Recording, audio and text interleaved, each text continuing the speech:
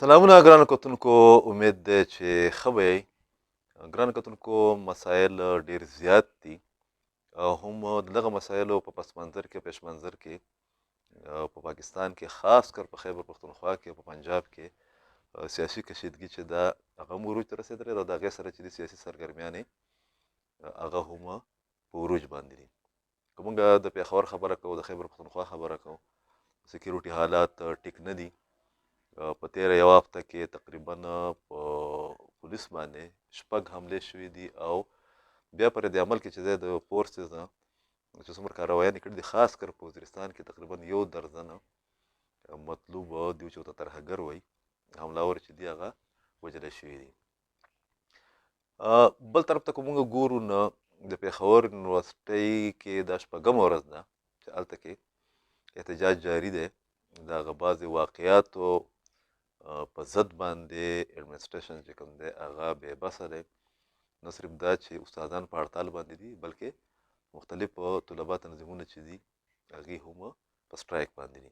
پکار ده چې ګورنر صاحب د دغه صورتحال فورا نوټس والي او د دغه بعضې واقعاتو چې څوک ذمهوار دي د هغو خلاف انتظامي طور د اکشن وکړي. په پېښور کې د ډېر غټ قانوندان، قوم پرست لیډر، د پښتنو ډېر یو خلور اباجرته لیډر لطیف افریدي په یاد کې یو ډېر غټ ریفرنس شو، یو یادګار ریفرنس شو. ډېر زیات خلک ورته راغلي وو، د ټول ملک نه ورته راغلي وو، د هرې طبقې خلک چې کوم دي هغې ورته راغلي وو. لطیف لالا مرحوم ته یې خراج عقیدت پیش کو، د هغه کردار، د هغه جدوجهد، د هغه په ژوند باندې خبرې وکړې او دغه قسم واقعات چې هغه په پېښور کې یا په خیبر پښتونخوا کې ډېر زیات شوي دي، په هغې باندې تشویش اظهار وشو. او بیا چې د ملک کوم سیاسي اړی ګړی دی په دې باندې هم د خفګان اظهار وشو او د تشویش اظهار وشو. د لطیف لالا سره چې کومه واقعه شوې ده د هغې په باره کې میا افتخار صاحب او بعضې نورو لیډرانو دا بیانیه اوچته کړه یا بیان یې کړه په دغه ریفرنس کې چې د دې شاته سازش دی او د دغه دشمنۍ چې کوم ذکر کېږي چې د هغې ټولو خلکو ته پته هم ده. د سمیع الله افریدي د مرګ نه بعد بیا جج د هغه په ګاډي کې نور خلک وژله. دغه واقعیت چې کوم دي دوی وایي به قول د بعضو لیډرانو چې دا څوک پوش کوي، دې له څوک هوا ورکوي. پکار دا ده چې پښتانه مشران، خلور مشران، کوم چې باعزته خلک دی، کوم چې د جرګو مرکو خلک دی، هغه د داسې واقعیاتو نه بعد د روغې، د صلحې، د مفاهمت او د جرګې چې دی د هغې انعقاد وکړي. ځکه چې دا اولنۍ واقعه نه ده. د دې نه مخکې د لطیف لالا او د هغې د فیملي د عمران افریدي چې هغه په دغه ټایم کې دوی په عوامي نیشنل ګوند کې وو، د هغو د دوی په منځ کې هم د فیملیز د بعضې خلکو د بد احتیاطۍ نه مړي شوي وو. دغه رنګه که مونږ وګورو نو یو بل لیډر محمد خان اچکزی صاحب ته هغه ته هم په خپله علاقه کې دغه قسمه یو صورتحال چې دی هغه جوړ کړی شوی دی. په دغه والا صورتحال کې پکار ته ده چې زمونږ چې کوم مشران دي چې هغه ټول خلکو ته قابل قبول وي. ځکه چې کو لطیف لالا شهید کړی شو، د هغه ځای څوک نشي پوره کولی. خلک چې نوم پیدا کوي، خلک چې عزت پیدا کوي، د خلکو چې د قام په حواله باندې، د خپلې علاقې په حواله باندې کنټریبیوشن وي، نو هغه د ډېر غټ جدوجهد نه بعد دغه مقام ته رسي او په داسې مرګ باندې هغه د چا نه وي پیرزو. ذاتي دشمني په خپل ځای باندې، خو د لطیف لالا د قام ته ضرورت و، د ولس ته ضرورت و.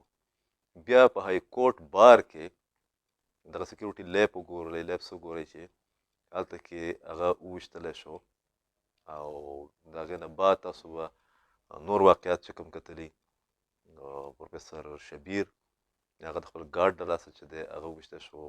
د هغې تر اوسه پورې موږ ته پته ونه لګېده چې انکوایري کوم ځای ته روانه ده. خبره دا نه ده چې تا کوم هغه څوکیدار چې دی، ګارډ چې دی هغه دې ونیو او هغه به پانسي کړي، هغه له به سزا ورکړي. خبره دا ده چې د دغه تکرار نه باوجوده ولې د یونیورسټۍ اډمنسټریشن چې کوم دی هغه ګامونه نه اوچت کړي. هغه واقعیت چې د په هغې باندې بحث روان و، په هغې احتجاج روان و، چې ثقلین بنګش صاحب و چې د هغه ټول عمر د پېښور یونیورسټۍ په دغه پریمیسز کې، په دغه چاردیوارۍ کې تېر شوي دي، او هغه او پېښور یونیورسټي لازم ملزوم ګڼلی کېده. د هغه غوندې یو مظلوم سړی، د هغه غوندې یو پرامنه سړی هغه هم ویشتلی شو. دا زمونږ د تعلیمي ادارو او زمونږ د عدالتي ادارو د سکیورټي او د بند انتظامۍ د ټولو غټ ثبوت دی. که د دې نوټس په اداره جاتي سطح باندې وانغستی شو، نو دا به ډېره به ګرانه شي. هم په دغه ورځو کې چې دا واقعیات کېدله، د تاسو ته به یاد هم وي چې ډېره معتبره محققه، تجزیه کاره، ماهر تعلیمه جمیل چترالي صاحب چې هغه د پیوټا څو ځله صدر پاتې شوی دی، زمونږ انتظامیه د یونیورسټۍ او زمونږ ګورنر هاوس او زمونږ هایر ایجوکیشن، نامنهاد هایر ایجوکیشن په دې کې لګیا و چې جمیل چترالي چې کوم دی هغه حکومت مخالف یا ریاست مخالف یا غدار ډیکلیئر کړي. ترجیحاتو ته وګورئ او بیا د هغې نتایجو ته وګورئ. په کار ده چې د داسې واقعیاتو په بنیاد باندې داسې انکوایري وشي، داسې اکشن واخیستلی شي چې د آینده لپاره بیا خلک که داسې څه اراده په ذهن کې راځي، نو دغه محاسبې یره وي ورته، د قانون د عملدارۍ یره وي ورته، د اداره جاتي مداخلت یا اکشن یره وي ورته، او خلک د هغې نه ګریز کوي. دا زمونږ د صوبې دپاره، زمونږ د سماج دپاره، زمونږ د دې ښار دپاره، زمونږ د دې معاشرت دپاره ډېر خطرناکه انډیکیشنز دي. په کار دا ده چې زمونږ چې څومره متعلقه خلک دی، هغوی په خپل خپل لیول باندې د دې مخنیوی وکړي، او د شبیر غوندې، د ثقلین منګش غوندې او د لطیف افریدي غوندې خلک هغه چې کوم دي هغوی ته تحفظ ورکړی شي، او په معاشره کې چې کوم دغه ډپریشن دی، کوم ټینشن دی، کوم چې د وایلنس په واقعیاتو کې، په رویو کې اضافه کېږي، په دې باندې قابو هم راوستلی شي، او د دې په مستقل بنیادو باندې ادراک وشي، او د هغې نه بعد ټول په خپل خپل حساب باندې د دې قسمه واقعیاتو د مخنیوي دپاره ګامونه اوچت کړي. ډېره مننه.